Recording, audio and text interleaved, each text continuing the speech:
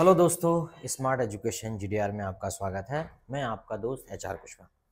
दोस्तों, ये जो महत्वपूर्ण वीडियोस देख रहे हैं आप पीछे, ये वीडियोस आपके लिए इंग्लिश सिखाने में काफ़ी मददगार होगा, क्योंकि ये जो कंजंक्शन मैं आपको बता रहा हूँ, ये कंजंक्शन स्पीकिंग के साथ साथ कॉम्पिटिटिव एग्जाम के लिए भी ज़रूरी है, और जो बच्चे 10th और 12th का एग्ज़ाम देने वाले हैं उनके लिए भी ये आवश्यक है। इसलिए ये कंजंक्शन आप ज़रूर सीखिए, और आप मुझे परमानेंटली सब्सक्राइब करके रख लीजिए ताकि आने वाले वीडियो का नोटिफिकेशन भी आपको मिलता रहे। ठीक है। जैसा कि हम देखते हैं कि सबसे पहला हमारा जो वर्ड दिया है हार्डली, इसी प्रकार हमारा सेकंड वर्ड है एवर और no sooner, what, how, had better. ये सारे और भी नीचे दिए हैं, ये सब हम क्रम से पढ़ेंगे। मैं आपको सिर्फ एक सेंटेंस बताऊंगा, ज़्यादा से ज़्यादा दो बताऊंगा। बाकी आप अपने नोटबुक में अपनी सुविधानुसार 1, 2, 3, 4, 5 जितने भी सेंटेंस बनाना चाहें बना सकते हैं। जरूरी है शुरुआत से सीखना। सबसे पहले दिया जैसे हार्डली वैन, तो हार्डली वैन का मतलब होता है मुश्किल से। इसको बोलेंगे हम मुश्किल से, विद ग्रेट डिफिकल्टी। जैसे हम कहते हैं ना कि मुश्किल से मैंने दरवाज़ा खोला ही था, मुश्किल से मैंने दरवाज़ा खोला ही था कि वह आ गया। मतलब मैंने दरवाज़ा खोला ही था कि वो आ गया, तो क्या हो जाएगा? हार्डली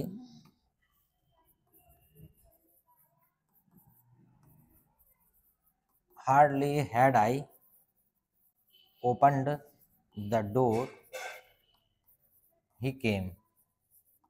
ठीक है। इसको इम्पॉसिबल कंडीशन बोलते हैं। अच्छा, एग्जाम में कैसा आता है? अगर हम 10th क्लास और 12th के एग्जाम की बात करें, 10th में भले ही ना आए, इतना कठिन नहीं आता, पर 12th में तो आता ही आता है। तो एग्जाम में कैसे आता है? एग्जाम में ऐसे आता है, as soon as he reached the station, as soon as he reached the station the train left the platform, left the platform. मतलब वह स्टेशन पर पहुंचा ही था कि जैसे ही वो स्टेशन पर पहुंचा, ट्रेन ने प्लेटफॉर्म छोड़ दिया। अब देखो, अब हार्डली हार्डली वैन का प्रयोग करना। अच्छा, हार्डली देन का प्रयोग भी कर सकते हैं और वैन का भी कर सकते हैं। ये जो जगह है यहाँ पे आप वैन भी लगा सकते हो और देन भी लगा सकते हो। ये वाला THAN देन, ये भी लगा सकते हो। अब देखो, मैं इसको हार्डली हेड में कन्वर्ट करता हूँ।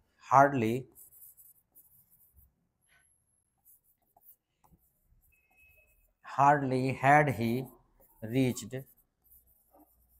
द स्टेशन, व्हेन देन कुछ भी लगा सकते हैं, when the train left the platform. ठीक। दोस्तों, सिस्टमेटिक वीडियो देखने के लिए आप मुझे smart education GDR YouTube channel पर सब्सक्राइब कर लीजिए। यहाँ आपको home video, shorts, live podcast, playlist, community search, यहाँ पे आपको बहुत सारे वीडियोस मिलेंगे, वह भी क्रमशः, वह भी बहुत systematic.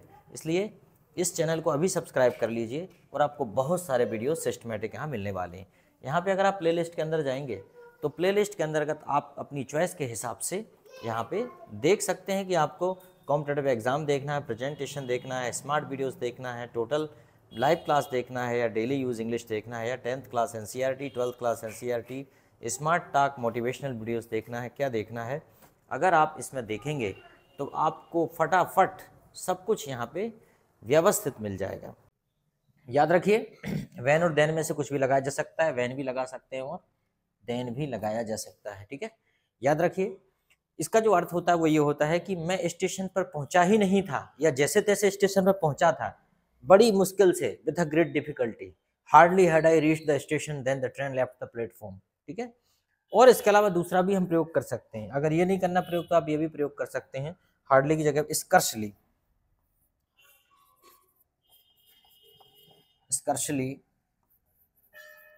Had I reached the station then the train left the platform. ठीक, समझ में आया? तो यहाँ पे हार्डली और स्कर्सली का आप प्रयोग कर सकते हैं। ठीक है, हार्डली हैड या scarcely, any problem? I think there is no problem. ठीक है, इसका अर्थ वही है कि मैं बड़ी मुश्किल से पहुंचा ही था, मैंने कार खरीदी ही थी कि वह खराब हो गई, मैंने घर बनाया ही था कि बाढ़ आ गई। इस प्रकार के कुछ वर्ड्स, ठीक है। आगे देखते एवर। एवर का मतलब होता है दोस्तों कभी। कभी, एवर का मतलब क्या होता है? कभी। क्या आप कभी मंदिर जाते हैं? बड़ा सिंपल सा वाक्य है, क्या आप कभी मंदिर जाते हैं? Very very simple, do you ever go to temple? Temple, do you ever go to temple. क्या आप कभी नहाते हैं? Do you ever take bath? क्या आप कभी सच बोलते हैं? Do speak, do ever speak lie? तो कोई दिक्कत नहीं है, ठीक है, कोई दिक्कत नहीं, ठीक। उसके बाद है no sooner. No sooner, no sooner का प्रयोग कैसे करेंगे भाई? नो सूनर, नो सूनर का मतलब होता है ही नहीं। नो सूनर का मतलब क्या होता है? ही नहीं। जैसे कि इसका भी हम प्रयोग वैसे करेंगे, एज सून एज की जगह पे हम नो सूनर का प्रयोग भी कर देते हैं। जैसे कि as soon as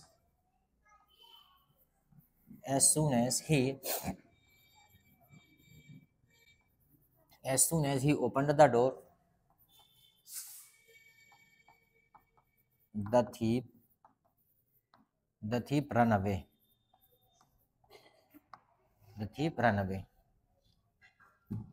As soon as I opened the door, the thief run away. Run away.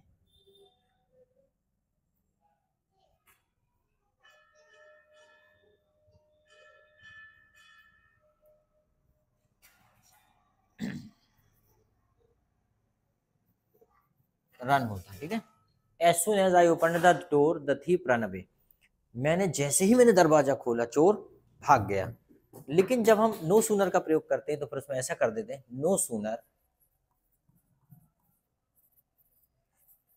No sooner did he open the door, the thief run away. No sooner did he open the door मतलब उसने दरवाजा खोला ही नहीं था कि चोर भाग गया। इसमें कह रहे हैं कि उसने जैसे ही दरवाजा खोला चोर भाग, इसमें कह रहा है उसने खोला ही नहीं था, मतलब खुलते ही भाग गया। No sooner did he open the door, the thief run away. अच्छा, इसमें बड़ा कंफ्यूजन होता है क्योंकि ये परीक्षा में आता है, तो फिर इस प्रकार से पूछ लेते हैं। जैसे कि नो सूनर, ये भी हो सकता है डज ही, वह टीवी चालू कर ही नहीं पाता कि पिताजी डांटने लगते हैं। No sooner does he switch on the TV then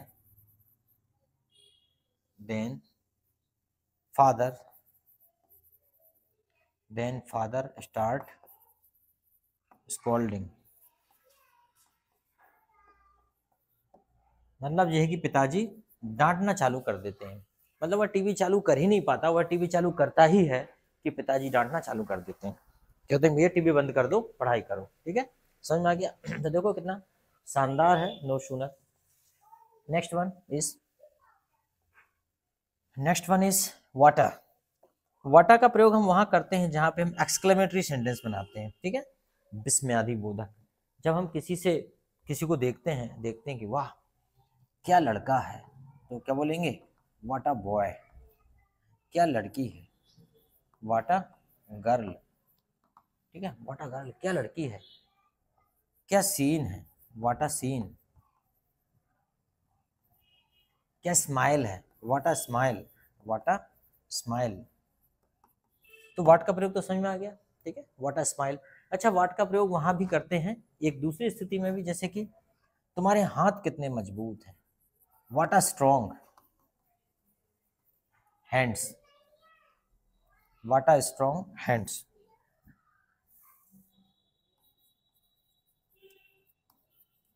what a strong hands you have.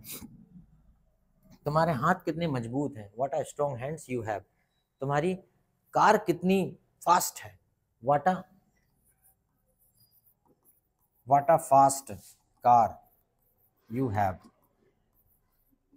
ठीक है, तो यहाँ भी हम वाटा का प्रयोग कर लेते हैं। What a lovely eyes. तुम्हारी आंखें कितनी प्यारी हैं। What a lovely eyes you have. समझ में आ गया? तो किसी की तारीफ करने के लिए what a lovely eyes you have, what a long hair you have, what a nice gait you have, तुम्हारी चाल कितनी प्यारी है। व्हाट अ नाइस गेट मतलब होता है दोस्तों चाल, what a nice gait you have, तुम्हारी चाल कितनी प्यारी है, तुम्हारी त्वचा कितनी गोरी है। What a fair कॉम्प्लेक्सियन,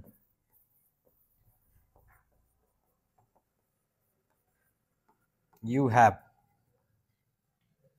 what a fair complexion you have, तुम्हारी त्वचा कितनी गोरी है। चूंकि वीडियो बड़ा हो जाता है इसलिए मैं ज़्यादा एग्जाम्पल नहीं बना पाता, इसलिए आप अपने हिसाब से बना लीजिएगा, बाकी मैंने इतना बता दिया आपको। चलो आगे देखते हैं हाउ। हाउ, हाउ का प्रयोग हम कब करते हैं, ये भी एक्सक्लेमेटरी के लिए करते हैं। कैसे, ऐसे तो हाउ का प्रयोग जनरली हम करते हैं, जनरली हम हाउ का प्रयोग करते ही हैं, जैसे हाउ आर यू, ओके ना, जैसे कि हाउ इज योर फ्रेंड, तुम्हारा दोस्त कैसा है, ठीक है, तो हाउ का प्रयोग तो हम करते हैं, ठीक है। लेकिन हाउ का प्रयोग हम एक्सक्लेमेटरी सेंस में कैसे करें, तो जैसे कि हमने बोला कि हाउ नाइस, कितना सुंदर, कितना अच्छा, हाउ नाइस यू प्ले, तुम कितना बढ़िया खेलते हो यार, हाउ नाइस यू प्ले, ठीक है, जब हम किसी की तारीफ करते हैं, ठीक है, हाउ नाइस। हाउ स्वीट, कितना मीठा, हाउ स्वीट यू सिंग, इसे आप मेलोडियस भी कर सकते हैं, हाउ मेलोडियस यू सिंग, ठीक है, तुम कितना तेज भागते हो, how fast you run, how fast you run, ठीक है, तुम कितनी देर तक सोते हो, हाउ लॉन्ग,